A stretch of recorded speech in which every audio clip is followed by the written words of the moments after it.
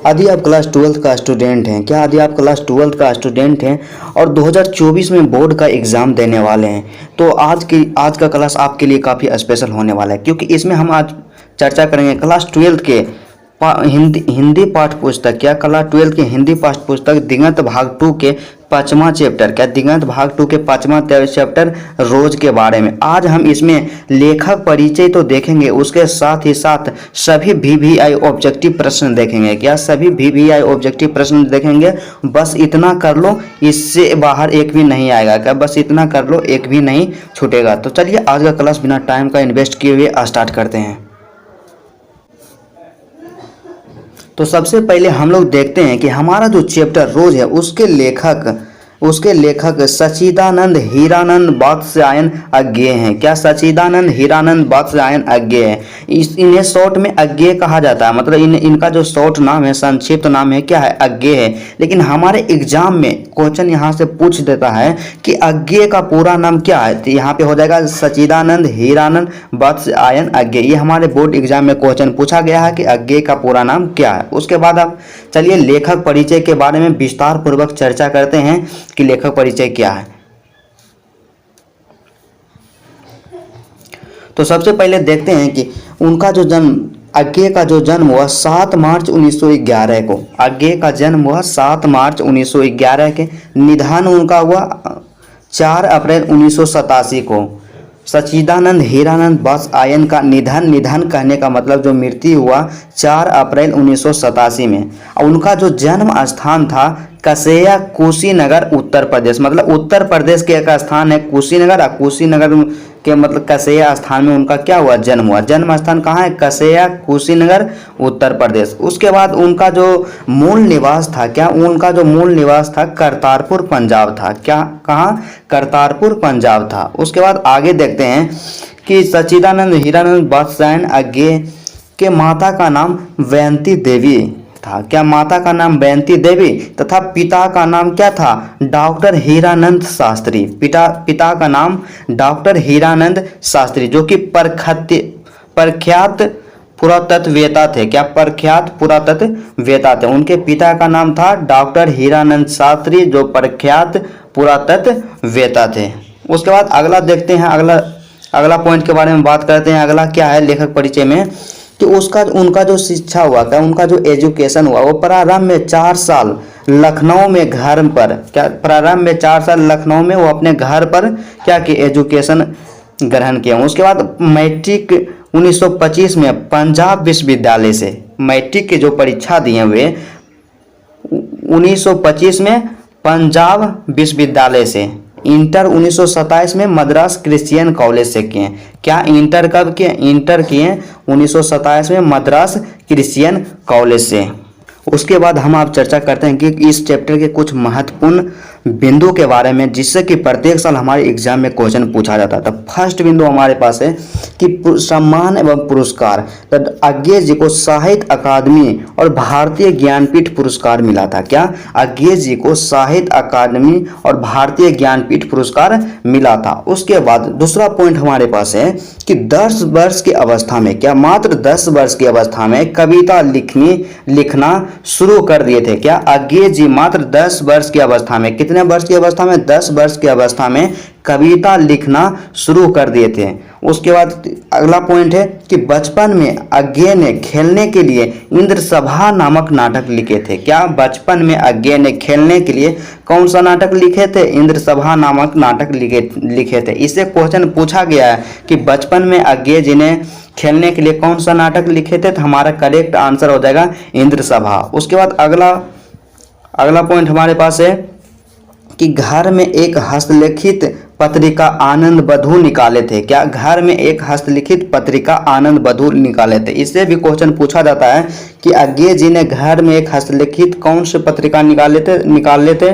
तो हमारा जो करेक्ट आंसर होगा हो जाएगा क्या, आनंद बधू। मतलब अज्ञेय जी ने घर में एक हस्तलिखित पत्रिका आनंद बधू निकाले थे। उसके बाद अगला जो काफ़ी इंपॉर्टेंट पॉइंट है हमारे पास कि 1924 में पहली कहानी इलाहाबाद की स्काउट पत्रिका में प्रकाशित किए थे। कब किए थे? 1924 में वे अपने पहली कहानी इलाहाबाद के स्काउट पत्रिका में प्रकाशित किए थे।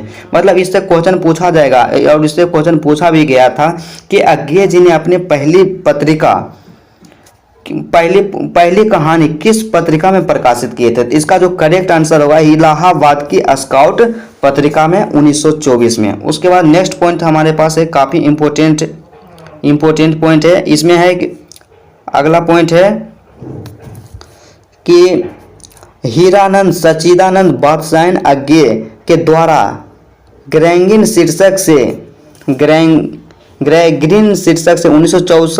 1934 में लिखी गई कहानी को ही नाम बदलकर रोज रखा गया। मतलब हम लोग जो आज चैप्टर पढ़ रहे हैं, रोज पढ़ रहे हैं, उसका पहला नाम क्या था? ग्रेंग्रीन था। क्या ग्रेंग्रीन था?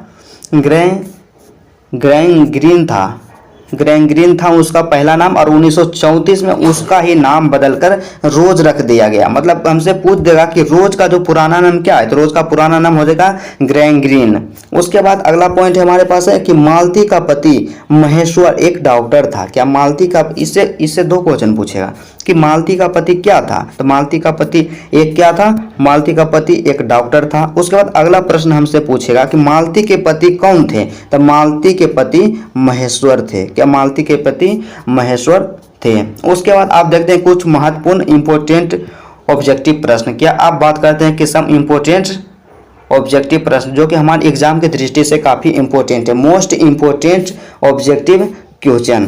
तो सबसे पहले हमारे पास पहला क्वेश्चन हमारे पास है जो कि काफ़ी इंपॉर्टेंट प्रश्न है। पहला प्रश्न हमारे पास है कि निम्न में से किस कहानी में ग्रेंग्रीन का उल्लेख है? क्या निम्न में से किस कहानी में ग्रेंग्रीन का उल्लेख है? यह क्वेश्चन 2023 और 2021 में पूछा गया। क्या 2023 और 2021 में क्वेश्चन पूछा गया है कि निम्न में से किस कहानी में ग्रेंग्रीन का उल्लेख है? ऑप्शन ए हमारे पास है। क्या ऑप्शन ए हमारे पास दिया गया है रोज, ऑप्शन बी त्रिच, ऑप्शन सी शिक्षा, ऑप्शन डी ओ सदानीरा। तो इसका जो करेक्ट आंसर होगा, इसका करेक्ट आंसर होगा ऑप्शन नंबर ए, क्या रोज में चर्चा ग्रेंग्रीन के बारे में किया गया। उसके बाद अगला प्रश्न है, दूसरा नंबर, काफ़ी इंपॉर्टेंट प्रश्न है यह भी, कि बचपन में खेलने के लिए सच्चिदानंद हीरानंद बादशाह अज्ञे कौन सा नाटक लिखा था? मतलब बचपन में खेलने के लिए सच्चिदानंद हीरानंद बादशाह अज्ञे ने कौन से नाटक लिखे थे? 2022 में क्वेश्चन पूछा गया है। क्या 2022 में क्वेश्चन पूछा गया है कि सच्चिदानंद हीरानंद बचपन में खेलने के लिए कौन सा नाटक लिखे थे? ऑप्शन ए है वज्र सभा, ऑप्शन बी है वरद सभा, ऑप्शन सी है इंद्र सभा, ऑप्शन सी है जन सभा। तो इसका जो करेक्ट आंसर होगा ऑप्शन नंबर सी होगा। क्या ऑप्शन नंबर सी होगा कि बचपन में खेलने के लिए अज्ञे जी ने इंद्र सभा नाम के नाटक लिखे थे। तीसरा प्रश्न हमारे पास है जो कि 2022 में पूछा गया है। क्या 2022 में क्वेश्चन पूछा गया है, रोज शीर्षक कहानी में मालती मिट्टी के बर्तन को गर्म पानी से क्यों धो रही है? क्या रोज शीर्षक कहानी में मालती मिट्टी के बर्तन को गर्म पानी से क्यों धो रही है? ऑप्शन ए हमारे पास दिया हुआ है खाना बनाने के लिए, ऑप्शन बी खाना खाने के लिए, ऑप्शन ए है, ऑप्शन बी में है खाना बनाने के लिए, ऑप्शन सी पानी रखने के लिए, ऑप्शन डी दही जमाने के लिए। तो इसका जो करेक्ट आंसर होगा कि मालती ने मिट्टी के बर्तन को गर्म पानी से दही जमाने के लिए धो रही थी। क्या दही जमाने के लिए मालती ने मिट्टी के बर्तन को गर्म पानी से धो रही थी, इसलिए हमारा करेक्ट आंसर हो जाएगा ऑप्शन नंबर डी। उसके बाद अगला प्रश्न के बारे में बात करते हैं जो काफ़ी इंपॉर्टेंट प्रश्न है हमारे एग्जाम के दृष्टिकोण से। तो चौथा प्रश्न है कि मालती के बच्चे का नाम क्या था? क्या मालती का जो बच्चा था उसका नाम क्या था? 2021 में क्वेश्चन पूछा गया है कि मालती के बच्चे का नाम क्या था। अब ऑप्शन को देखते हैं। ऑप्शन हमारे पास दिया हुआ है, ऑप्शन ए हमारे पास है Pintu, option B Chintu, option C Titi, option D Kittu. तो इसका जो करेक्ट आंसर होगा कि मालती का जो बच्चा था उसका नाम था टीटी। क्या उसका नाम था क्या? टीटी। इसलिए हमारा करेक्ट आंसर हो जाएगा ऑप्शन नंबर सी। उसके बाद पांचवा प्रश्न के बारे में बात करते हैं। पांचवा प्रश्न को देखते हैं, काफ़ी इंपॉर्टेंट प्रश्न है। पांचवा है कि मालती किस कहानी की पात्रा है? क्या है कि मालती किस कहानी की पात्रा है, किस कहानी में मालती की चर्चा की गई, यही इसका है। तो ऑप्शन ए सिपाही की माँ, ऑप्शन बी रोज, option C Tirich, option D संपूर्ण क्रांति। तो इसका करेक्ट आंसर होगा कि मालती रोज कहानी की पात्रा है। क्या मालती जो है रोज कहानी का क्या है, पात्रा है। उसके बाद अगला प्रश्न हमारे पास है, काफी इंपॉर्टेंट है कि अज्ञेय के पिता का नाम क्या था। अज्ञेय के पिता का नाम क्या था। ऑप्शन ए हमारे पास दिया हुआ है doctor Abhayanand Shastri, doctor Dayanand Shastri, doctor Hiranand Shastri और option D doctor Achyutanand Shastri. तो इसका जो करेक्ट आंसर होगा कि अज्ञेय के पिता का जो नाम था डॉक्टर हीरानंद शास्त्री था। क्या डॉक्टर हीरानंद शास्त्री था। उसके बाद अगला प्रश्न हमारे पास है 7वां नंबर, काफ़ी इंपॉर्टेंट है कि रोज कहानी शीर्षक के लेखक कौन है। रोज जो हमारा कहानी है उस शीर्षक के लेखक कौन है। Option A Agyeya, option B Ramdhari Singh Dinkar, option C Mohan Rakesh, option D Uday Prakash. तो इसका जो करेक्ट आंसर होगा कि रोज के लेखक कौन है, अज्ञेय जी हैं। रोज कहानी के लेखक कौन है, अज्ञेय, इसलिए करेक्ट आंसर होगा हमारा ऑप्शन ए। उसके बाद अगला और 8वां प्रश्न के बारे में बात करते हैं, क्या है कि रोज कहानी की नायिका कौन है। क्या रोज कहानी के नायिका कौन है। ऑप्शन ए हमारे पास है Malti, option B Kalavati, option C Sunita, option D Ragini युग। तो इसका जो करेक्ट आंसर होगा कि हमारा जो कहानी है रोज उसकी जो नायिका है मालती है। क्या मालती, इसलिए करेक्ट आंसर हो जाएगा ऑप्शन नंबर ए। क्या ऑप्शन नंबर ए सही आंसर है। उसके बाद दूसरा जो हमारे पास प्रश्न है, काफी इंपॉर्टेंट प्रश्न है। दूसरा प्रश्न है कि तार सप्तक के संपादक कौन है। तार सप्तक के संपादक कौन है। Option A Mohan Rakesh, option B Balkrishna Bhatt, option C Chandradhar Sharma Guleri और ऑप्शन डी है अज्ञेय। तो इसका जो करेक्ट आंसर होगा ऑप्शन नंबर डी होगा। क्या ऑप्शन नंबर डी होगा। तार सप्तक के संपादक कौन है, अज्ञेय जी हैं। कौन, अज्ञेय जी। उसके बाद अगला प्रश्न के बारे में बात करते हैं, काफी इंपॉर्टेंट प्रश्न है और पिछले साल भी पूछा गया है। क्या है, काफी इंपॉर्टेंट प्रश्न है। इसमें काफ़ी लोग, काफ़ी स्टूडेंट यहाँ कंफ्यूज कर जाते हैं कि किस रचनाकार की पंक्तियाँ है। क्या किस रचनाकार की पंक्तियाँ है कि नारी स्वप्न है, नारी सुगंध है, नारी पुरुष की बाह पर झूलती हुई जूही की माला है। क्या नारी पुरुष की बाह पर झूलती हुई जूही की माला है। तो ऑप्शन ए हमारे पास है Premchand, option B Agyeya, option C Mohan Rakesh, option D Ramdhari Singh Dinkar. इसका कहने का मतलब यही हुआ कि मतलब कौन ऐसे राइटर थे जो जिसने कहे थे, मतलब जिनके कहानी में चर्चा है कि नारी स्वप्न है, नारी सुगंध है, नारी पुरुष की बाह पर झूलती हुई जूही की माला है। तो इसका जो करेक्ट आंसर होगा ना मेरे दोस्त, उसका करेक्ट आंसर होगा रामधारी सिंह दिनकर। क्या रामधारी सिंह दिनकर। इसमें एक क्वेश्चन जान से यहाँ पे डाल दिए क्योंकि कंफ्यूज करते स्टूडेंट कर देते हैं। काफ़ी इंपॉर्टेंट प्रश्न है और 2024 में पूछे जाने की इसकी संभावना है कि रामधारी सिंह दिनकर है। हमारा रामधारी सिंह दिनकर के द्वारा जो लिखा गया है अर्धनारीश्वर, उसमें चर्चा किया गया है कि नारी स्वप्न है, नारी सुगंध है, नारी पुरुष की बाह पर झूलती हुई जूही की माला है। तो इसका करेक्ट आंसर होगा option number D Ramdhari Singh Dinkar. उसके बाद अगला प्रश्न के बारे में बात करते हैं। अगला प्रश्न हमारे पास है कि मालती का पति क्या था। मालती का जो पति था वो क्या था। ऑप्शन हमारे पास दिया हुआ है ए में चिकित्सक, बी में वकील। उसके बाद अगला ऑप्शन जो यहाँ पे दिया हुआ है, नेक्स्ट ऑप्शन हमारे पास है सी प्रधातक, ऑप्शन डी है अभियंता। तो इसका जो करेक्ट आंसर होगा कि मालती का जो पति था, मालती का पति एक क्या था, चिकित्सक था, एक डॉक्टर था। क्या, एक डॉक्टर था। उसके बाद अगला प्रश्न हमारे पास है, काफी इंपॉर्टेंट प्रश्न है। अगला प्रश्न है कि मालती महेश्वर, क्या मालती महेश्वर की संतान का क्या नाम है। मालती के पति कौन था, महेश्वर, और इन दोनों का जो संतान था, जो बेटा था, जो पुत्र था, उसका नाम क्या है। Option A Tuttu, option B है टीटी, ऑप्शन सी है टट्टू, ऑप्शन डी है गुड्डू। तो इसका जो करेक्ट आंसर होगा कि मालती और महेश्वर दोनों का जो संतान था उसका नाम था टीटी। क्या था, उसका नाम था टीटी। उसके बाद अगला प्रश्न हमारे पास दिया हुआ है कि अज्ञेय का जन्म कब हुआ था, मतलब सच्चिदानंद हीरानंद बादशाहन अज्ञेय का जन्म कब हुआ था। ऑप्शन ए हमारे पास है 7 मार्च 1911 को, ऑप्शन बी 18 मार्च 1912 को, ऑप्शन सी 23 अप्रैल 1911 को, ऑप्शन डी 25 मई 1913 को। तो इसका जो करेक्ट आंसर होगा ऑप्शन नंबर ए। क्या ऑप्शन नंबर ए होगा कि अज्ञेय का जो जन्म हुआ था 7 मार्च 1911 को। क्या अज्ञेय जी का जन्म हुआ था 7 मार्च 1911 को। उसके बाद अगला प्रश्न हमारे पास है कि अज्ञेय किस बात से संबंध है। अज्ञेय मतलब अज्ञेय का जो संबंध है किस बात से। ऑप्शन ए छायावाद, ऑप्शन बी प्रयोगवाद, ऑप्शन सी रहस्यवाद, ऑप्शन डी स्वच्छंदतावाद। काफ़ी इंपॉर्टेंट प्रश्न है, 2024 में पूछे जाने की इसकी संभावना बहुत ज़्यादा है। इसका जो करेक्ट आंसर होगा कि सच्चिदानंद हीरानंद बख्शायन अज्ञेय जो थे वो प्रयोगवाद से संबंध है। उनका संबंध किससे था? प्रयोगवाद से, मतलब वे प्रयोगवाद से संबंधित थे। उसके बाद अगला प्रश्न हमारे पास है, काफ़ी इंपॉर्टेंट है कि अज्ञेय ने घर में किस हस्तलिखित पत्रिका का संपादन किया।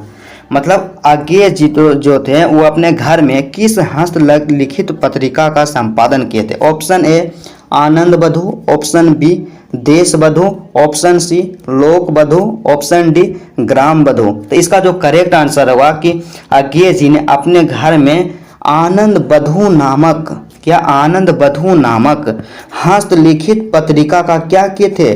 संपादन किए थे। मतलब अपने घर में ही हाथ से लिख के एक आनंद बधू नामक पत्रिका का क्या कर दिए थे? संपादन कर दिए थे। इसका आंसर होगा करेक्ट ऑप्शन नंबर ए आनंद बधू। उसके बाद अगला प्रश्न के बारे में बात करते हैं, 16वां प्रश्न जो काफी इंपॉर्टेंट है कि कौन सी पुस्तक अज्ञेय की है। मतलब निम्नलिखित में से कौन सी पुस्तक अज्ञेय की है। ऑप्शन ए मिट्टी की ओर, ऑप्शन बी मौत मुस्कुराई, ऑप्शन सी हरी घास पर क्षण भर, ऑप्शन डी ओ सदा नीरा।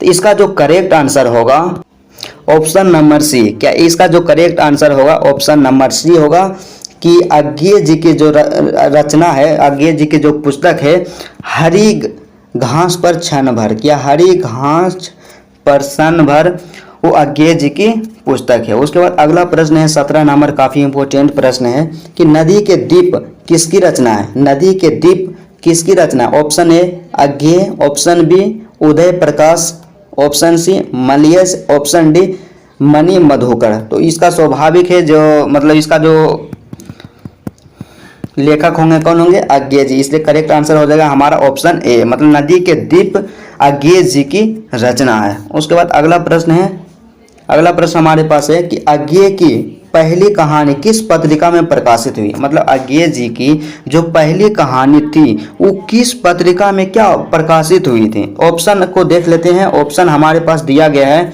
ऑप्शन ए है सेवा में, ऑप्शन बी है अस्कादर पत्रिका सेवा, ऑप्शन सी ज्योति में, ऑप्शन डी चांदनी में। तो इसका जो करेक्ट आंसर होगा कि अज्ञेय की जो पहली पत्रिका थी वो अस्कादर पत्रिका सेवा में प्रकाशित हुआ था।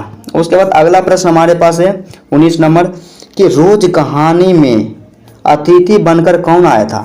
ये जो कहानी रोज है उसमें अतिथि बनकर कौन आया था। ऑप्शन ए है मधुमालती, ऑप्शन बी मालती के दूर के रिश्ते का भाई, क्या मालती के दूर के रिश्ते का भाई, ऑप्शन सी मालती का मामा, ऑप्शन डी मालती का पिता। तो इसका जो करेक्ट आंसर होगा ऑप्शन नंबर बी। क्या ऑप्शन बी इसका करेक्ट आंसर होगा कि मालती के दूर के रिश्ते का भाई रोज कहानी में अतिथि बनकर आया था। क्या रोज कहानी में अतिथि बनकर आया था। उसके बाद 20 नंबर प्रश्न को देख लेते हैं। काफी इंपॉर्टेंट है। 20 नंबर प्रश्न है कि रोज शीर्षक कहानी का पूर्व नाम क्या था। तो इसको हम बताएं कि रोज जो कहानी था उसका पूर्व नाम क्या था। उसका पूर्व नाम था गैंग्रीन था। क्या गैंग्रीन था उसका पूर्व नाम। इसका करेक्ट आंसर हो जाएगा गैंग्रीन। क्या इसका करेक्ट आंसर होगा गैंग्रीन। उसके बाद अगला प्रश्न है कि किस पाठ में आया है। क्या किस पाठ में आया है 3 बज गए, 4 बज गए, 11 बज गए। मतलब किस पाठ में यह चर्चा किया गया कि 3 बज गया, 4 बज गए, 11 बज गए। ऑप्शन ए है अर्धनारीश्वर, ऑप्शन बी है रोज, ऑप्शन सी है तिरिच, ऑप्शन डी है हंसते हुए मेरा अकेलापन। तो इसका जो करेक्ट आंसर होगा क्या ऑप्शन नंबर बी। क्या ऑप्शन नंबर बी होगा, रोज होगा इसका करेक्ट आंसर, क्योंकि रोज में मालती नाम की जो पात्रा थी वो हमेशा कहती थी कि 3 बज गए, 4 बज गए, 11 बज गए। इसका करेक्ट आंसर होगा ऑप्शन नंबर बी। क्या ऑप्शन नंबर बी इसका करेक्ट आंसर हो जाएगा। तो चलिए आज का सेशन यहीं तक रहता है। यदि आपको इस वीडियो से थोड़ा सा भी इन्फॉर्मेशन मिला तो चैनल को ज़रूर सब्सक्राइब कीजिएगा।